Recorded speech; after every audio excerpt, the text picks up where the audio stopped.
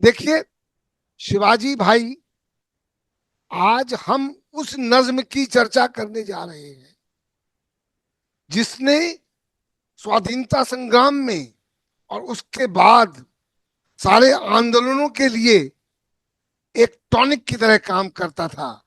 फैज अहमद फैज की वो नज्म जिसकी वजह से उनको पाकिस्तान में भी जेल में डाला गया, आज उस नज्म को गाने की वजह से देशद्रोह का मुकदमा चलाया जाए।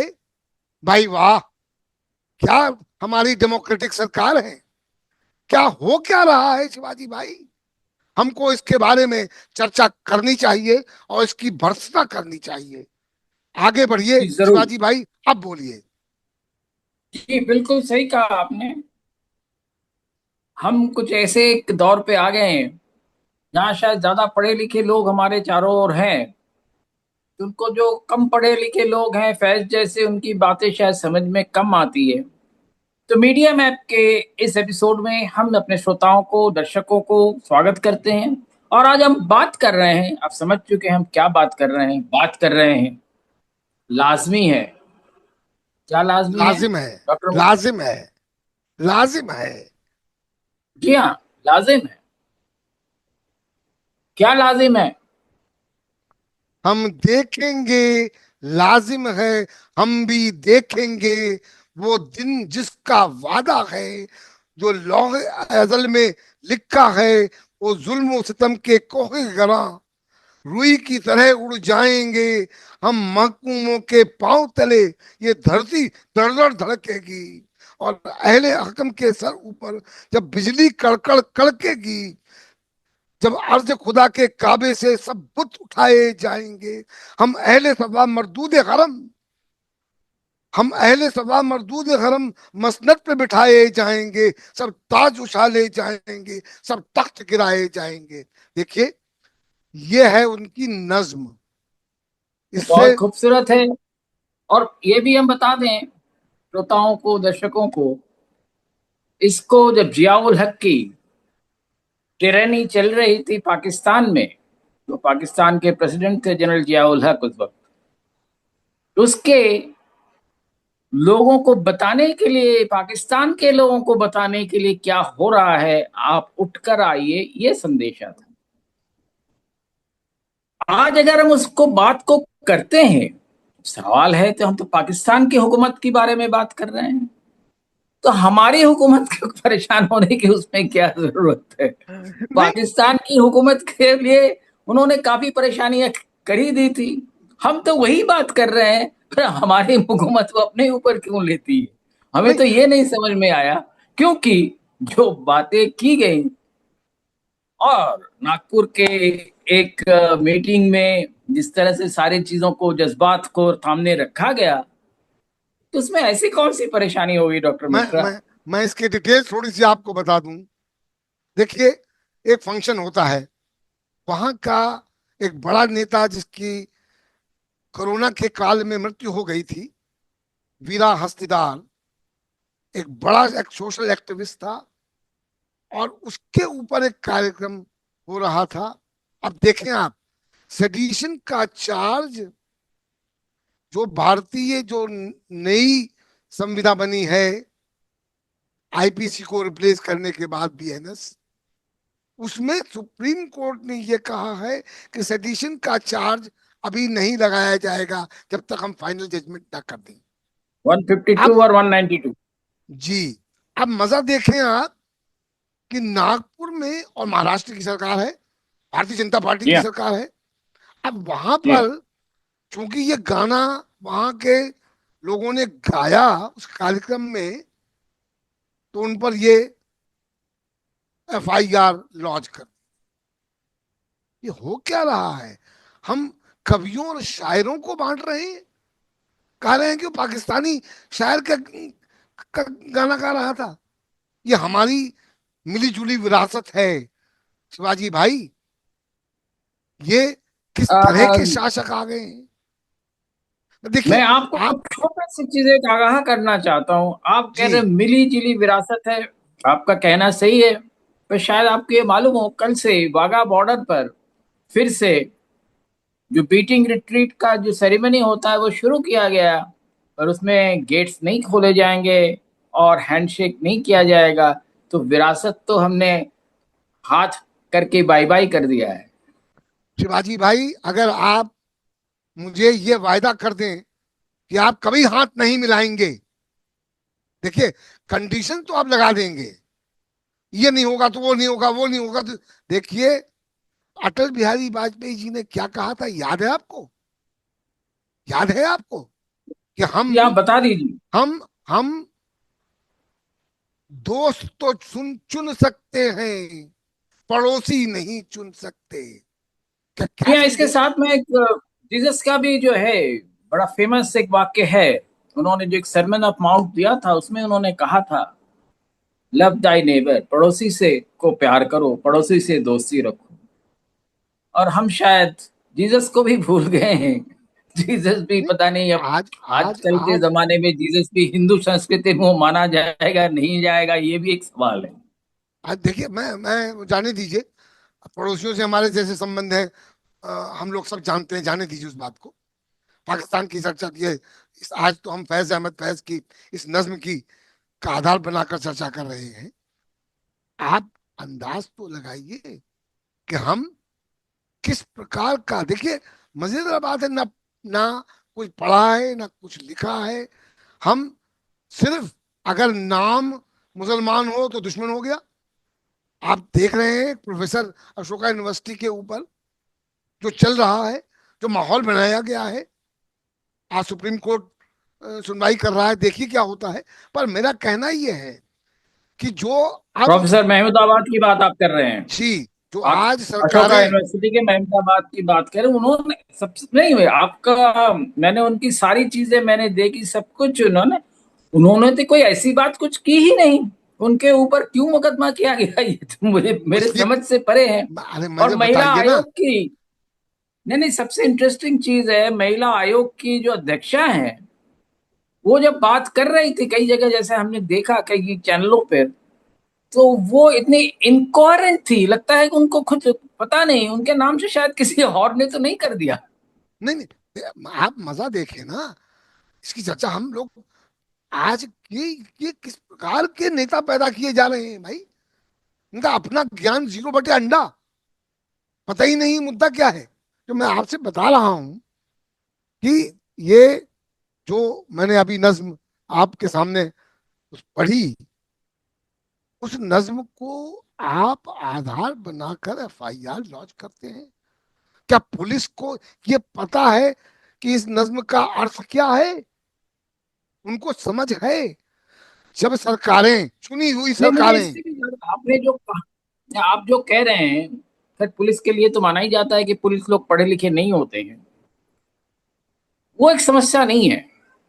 समस्या ये है कि हम अगर कोई जेन्युइन इशू लेके किसी थाने में जाते हैं, तो सबसे पहला जवाब यही आता है कि एफआईआर फाइल नहीं होगा। जी, आप एप्लीकेशन एक दे जाइए, फिर देखेंगे।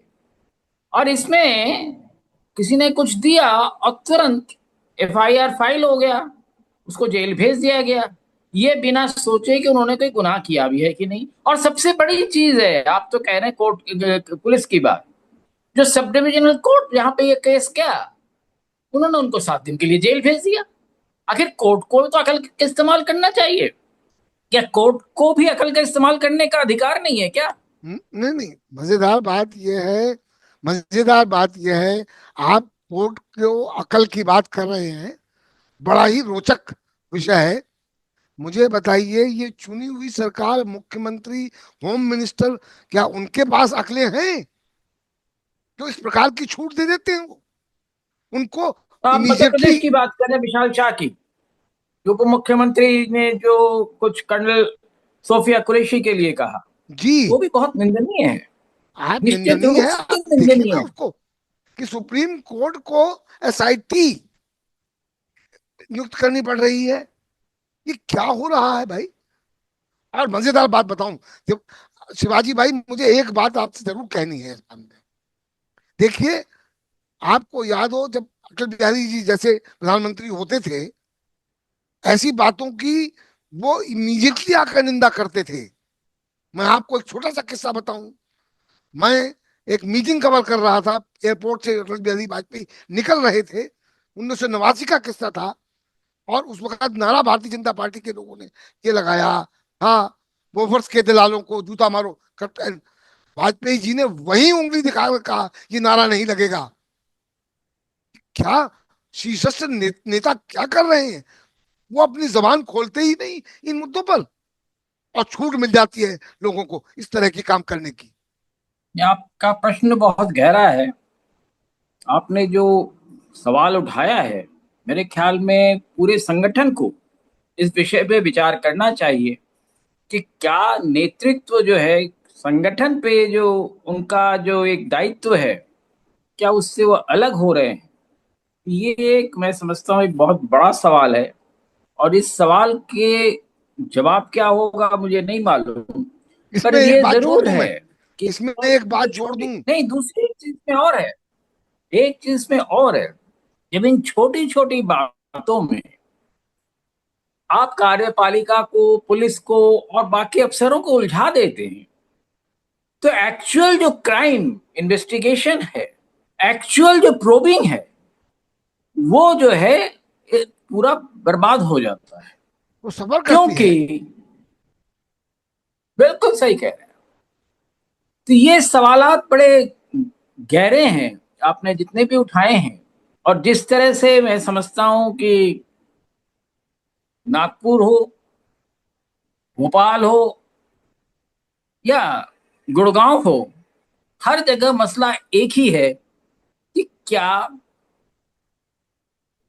ये केसेस फाइल किए जा रहे हैं, वो कोई विवेचना के बगैर फाइल किए जा रहे हैं क्या। हाँ, आप बड़ा बात आपने की। अब मैं एक बात और आपकी परमिशन से कर दूं। फैज की इस नज्म की आखिरी लाइन है, और पढ़ दूं, जिससे कि लोगों जी को पता बिल्कुल। चले। नहीं नहीं, देखिए, फैज हो, चाहे मैथिली गालिब हो, शरण हो, चाहे मीर हो, चाहे मैथिली खच्चर, शरण कोई हो, भी हो, दिनकर हो, मैथिली शरण हो, कोई भी दिनकर हो, हो, चाहे वो ये जयशंकर हमारे प्रसाद हो, प्रेमचंद्र हो। ये हमारे हमारे गुरु रहे हैं, हमारे पूर्वज रहे हैं, और उन्होंने जो बातें कही वो सोच समझ के कही। क्या हम आज उनको सबको नकार दें। तो देखिए फैज क्या कहते हैं आखिरी लाइनों में, सुने आप। बस नाम रहेगा अल्लाह का जो गायब है और हाजिर भी, जो मंदिर है वो नाजिर भी। उठेगा अनहल का नारा, उठेगा अन अल हक का नारा, जो मैं भी हूं और तुम भी हो, और राज करेगी खल्क खुदा, जो मैं भी हूं और तुम भी हो। देखें आप, मतलब। बेशक, यही है, यही हिंदुस्तान है। और ये जो हमारी हिंदुस्तान की ये जो विरासत है, ये जो तहजीब है, हमें इसे याद रखने की जरूरत है। और ये नहीं कि एक कोई टीचर है वो पढ़ा रहा है, और पढ़ाते वक्त बहुत सारी चीजें डिस्कस की जाती हैं, ऐसी कोई बात नहीं है। क्या उसको फिर पढ़ाने की आजादी नहीं रहेगी। तो मैं फिर से अपने दर्शकों से, श्रोताओं से, सबसे विदा लेता हूँ। मेरा और डॉक्टर मिश्रा का आपको बहुत बहुत धन्यवाद। आप हमारे इस एपिसोड को लाइक कीजिए, समझिए, शेयर कीजिए और सब्सक्राइब कीजिए। हम आपके शुक्रगुजार रहेंगे, और आपके सवालात का हमें इंतजार रहेगा। आपके सवालात कुछ कम आ रहे हैं, हम चाहते हैं कि आप ज्यादा सवालात भेजें, और हम सवालात पे ही आपसे बातें करते रहें। बहुत बहुत शुक्रिया आज के लिए। हम देखेंगे,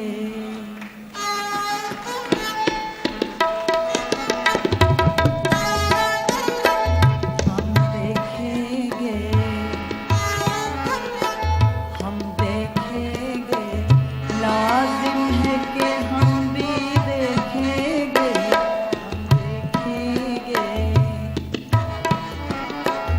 हम देखेंगे, लाजिम है कि हम भी देखेंगे।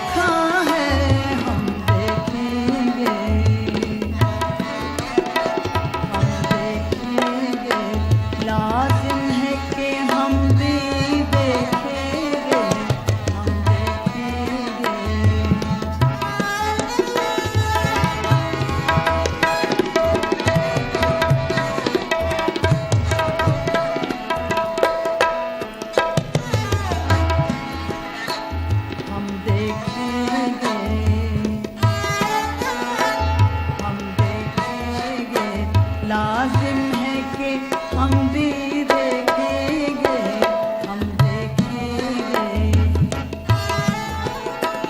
वो दिन के जिसका वादा है, हम देखेंगे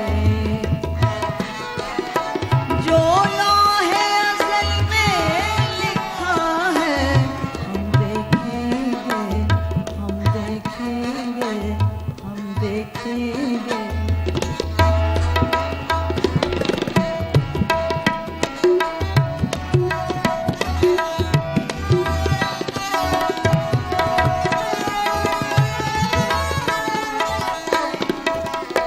जब जुल्म ओ सितम के कोहे गरा,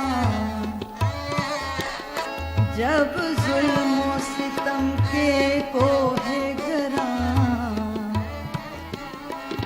रूई की तरह उड़ जाएंगे, रूई की तरह उड़ जाएंगे हम महकूमों के पाँव तले,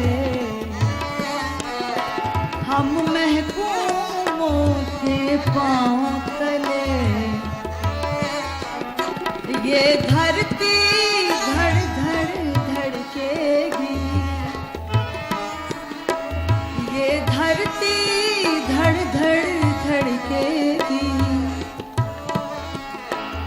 और अहले हकम के सर पर जब बिजली कड़कड़ कड़केगी,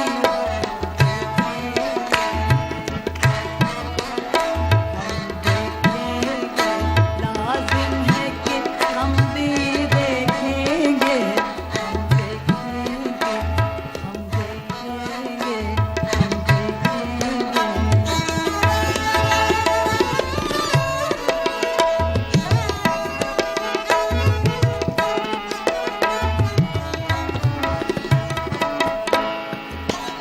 जब जुल्म ओ सितम के कोहरा, जब जुल्म ओ सितम के कोहरा रूई की तरह उड़ जाएंगे